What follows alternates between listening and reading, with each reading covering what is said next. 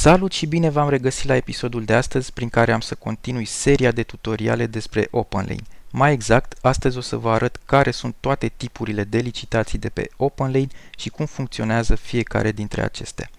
Atunci când veți căuta voi un autoturism pe platforma OpenLane, o să afișez eu acum absolut toate autoturismele pentru că nu mă interesează în momentul de față o marcă anume, deci sunt 4900 de autovehicule în momentul de față. O să vă apară în dreptul fiecăruia, aici, de exemplu, tipul de licitație cu care a fost adăugat pe OpenLane. Vedeți, preț țintă și așa mai departe. Bun. În continuare, pentru acest episod, o să aleg aleatoriu 4 autoturisme, câte unul pentru fiecare tip de licitație, pentru că, da, sunt 4 tipuri de licitație. Am să merg în partea de jos, iar în partea stângă, unde avem bara unde putem filtra după anumite criterii, avem tipul de licitație. O să încep prin a alege licitația dinamică și sunt în momentul de față 3137 de autovehicule. Bun, alegem unul aleatoriu, așa cum am spus, nu mă interesează marcă sau model. Bun. S-a încărcat în engleză, o să modific acum să fie pagina în română. Perfect. Majoritatea licitațiilor de pe OpenLane sunt licitațiile dinamice, primul tip de licitație pe care am ales să vi-l prezint. Principiile acestuia sunt foarte simple, voi fi nevoit să licitez împotriva altor licitanți care au cont pe această platformă până licitația se va încheia. Ca să vedem cât timp mai are la dispoziție o licitație, ne uităm aici în partea din dreapta sus, timp rămas, de exemplu, această mașină mai are 19 ore și 50 de minute la dispoziție până se va încheia licitația. Se poate vedea în orice moment care este cea mai mare sumă licitată în prezent aici la oferta actuală. De exemplu, ultima ofertă este de 10.500 de euro. Atât s-a licitat până în momentul de față pentru această mașină. Posibilitatea de licitare se încheie, așa cum am zis anterior, când și timpul atribuit unei licitații expiră. Vânzătorul va decide apoi dacă va accepta sau va refuza oferta cea mai mare cu care s-a încheiat licitația. Vedem noi aici la această mașină, avem un preț estimat de 11.800 de euro, iar în prezent oferta actuală este de 10.500. Atenție! Acest preț estimat se poate depăși ușor, deci să nu considerați că dacă am câștigat licitația cu 11.800, ni se va și atribui. Sau poate licitația se va încheia cu 12.000, 12.500, poate 13.000. Am văzut multe cazuri în care prețul estimat se depășește. Bun, să trecem acum la cel de-al doilea tip de licitație. Închidem această pagină, mergem din nou la bara de filtre, alegem următoarea licitație țintă. O să debifăm pe cea dinamică. Bun. Deci cel de-al doilea tip de licitație este licitația țintă. Alegem noi din nou un autoturism aleatoriu, îl deschidem. De asemenea văd că se deschide pagina în engleză, nu-i nimic. Imediat modific în română. Perfect, s-a încărcat. Bun. De fapt, această mașină, după cum bine vedeți, este în etapa de X-Time. Ce înseamnă X-Time? Perioada de licitație s-a încheiat și se mai atribuie licitanților o perioadă de câteva minute în care pot plasa oferte mai mari decât ultima plasată dacă consideră că acest autovehicul merită sau nu cumpărat. Haideți să alegem totuși o mașină care nu este în perioada de X-Time, mergem mai jos, alegem, nu știu, de pe a patra pagină. Bun, aceasta care mai are o zi și 18 ore, deschidem din nou pagina, se încarcă în engleză, dar nu-i nimic, vom trece imediat în română. Perfect, s-a încărcat. Această licitație este foarte asemănătoare cu o licitație dinamică, dar cu o singură diferență majoră și foarte importantă. Aici trebuie să îndeplinesc două criterii pentru ca mașina să fie câștigată de către mine și să mi se și atribuie în același timp. Trebuie în primul rând să ating suma țintă menționată de către vânzător, pentru că de aceea se numește licitație țintă. Bun. Avem aici preț țintă 14.500 de euro. Deci vânzătorul acestui autoturism dorește minim 14.500 de euro. Iar cel de-al doilea criteriu, trebuie să am cea mai mare ofertă plasată în același timp. Vedeți aici, oferta actuală este de 10.600 de euro. Cineva a licitat pentru această sumă.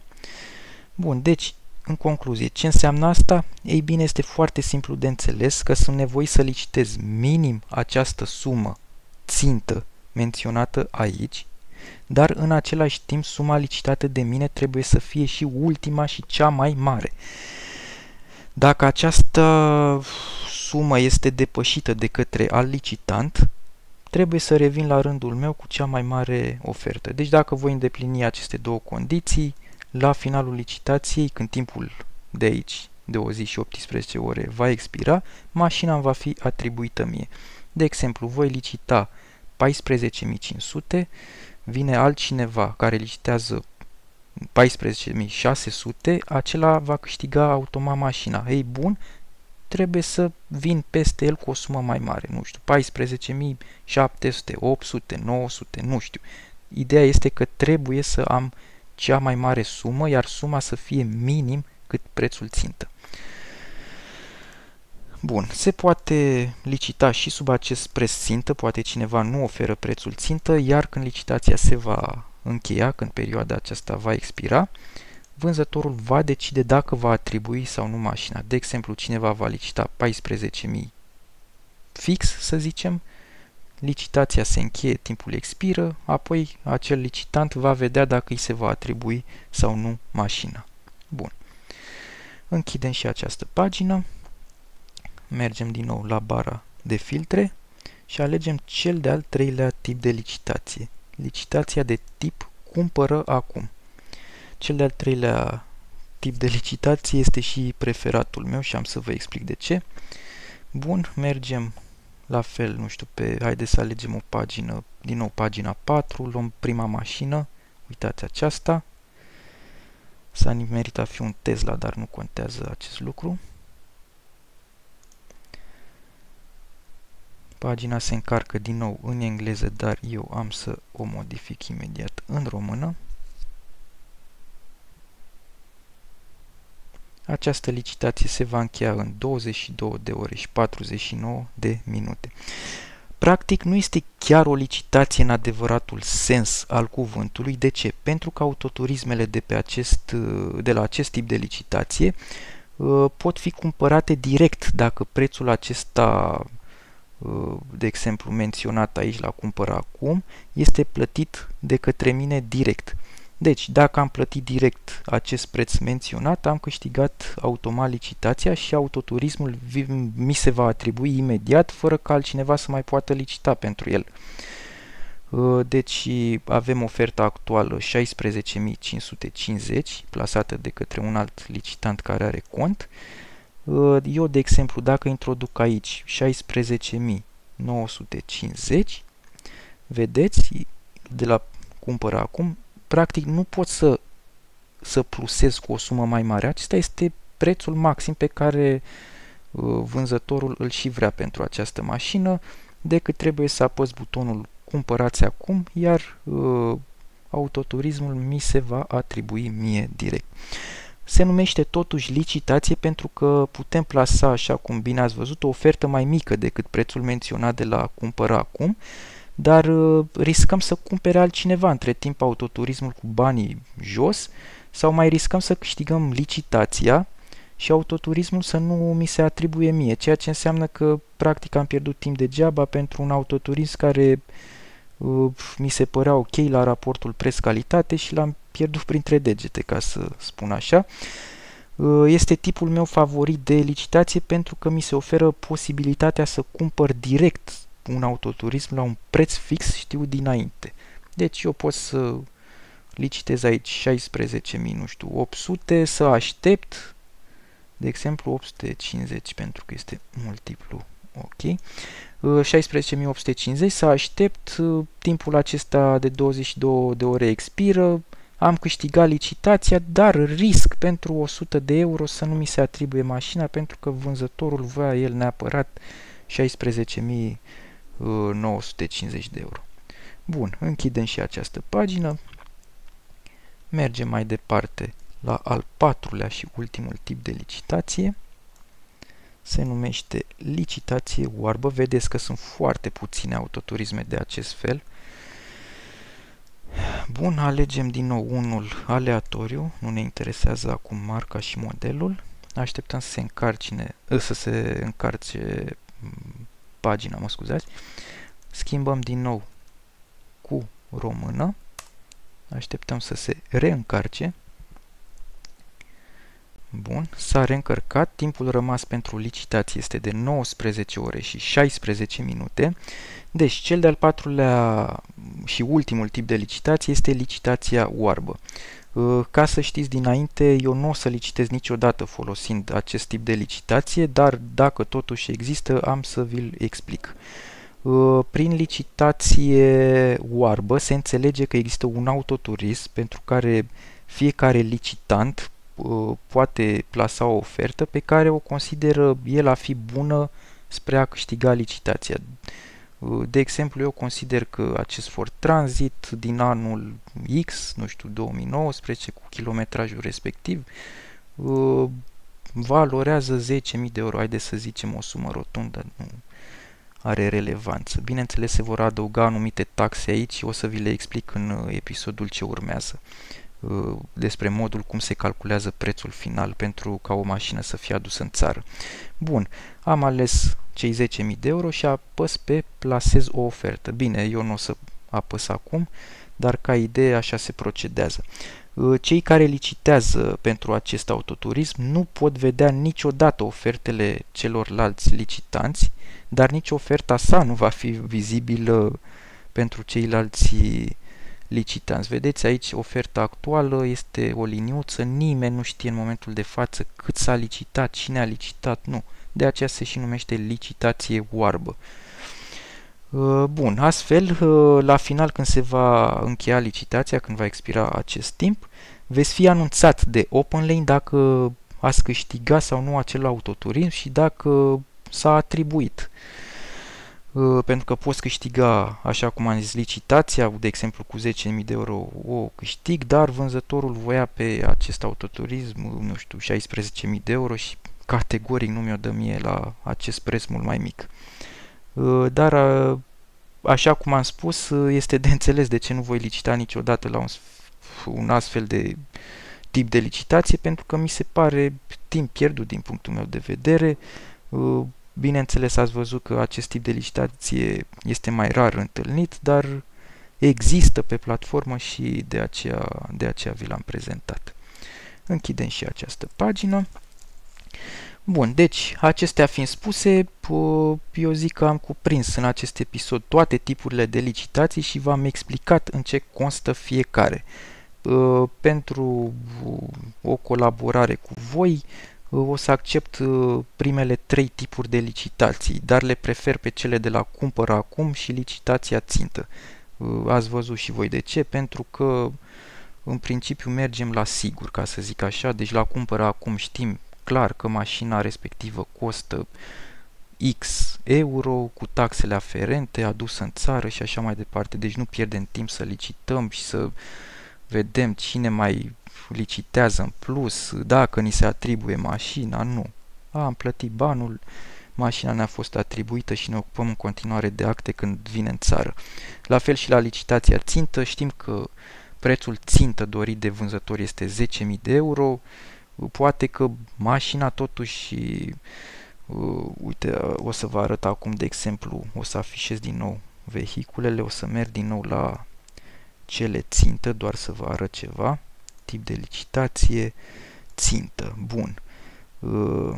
Aici sunt deja autoturismele în perioada de X-Time.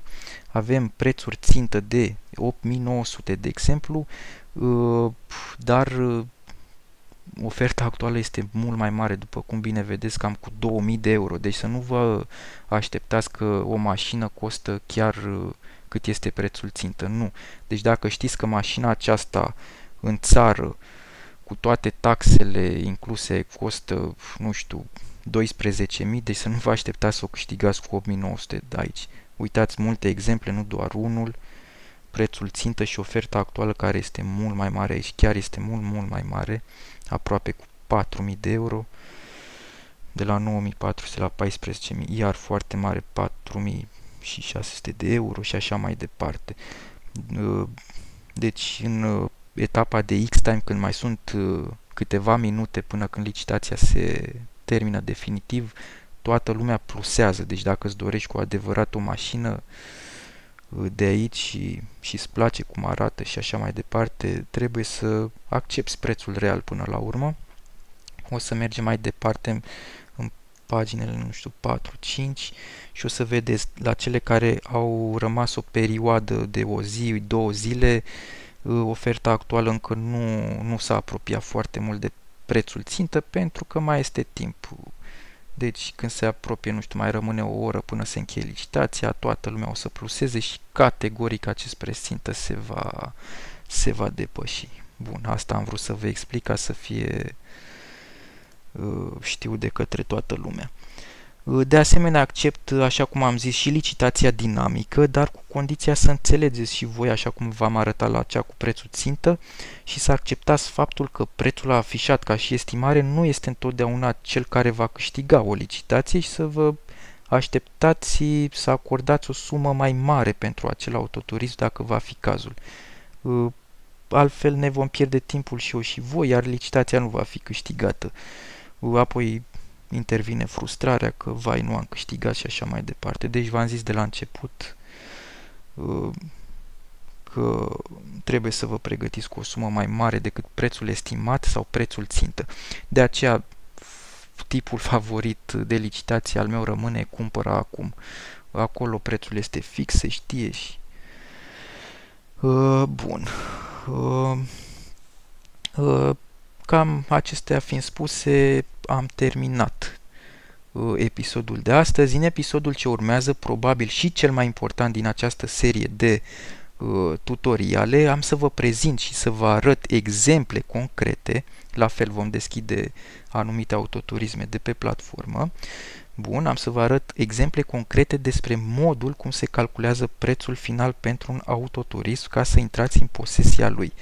Pentru că mai este nevoie să plătiți anumite taxe de licitație, transportul, comisionul meu de colaborare și TVA în România după ce ajunge mașina și am să vă ofer factura finală.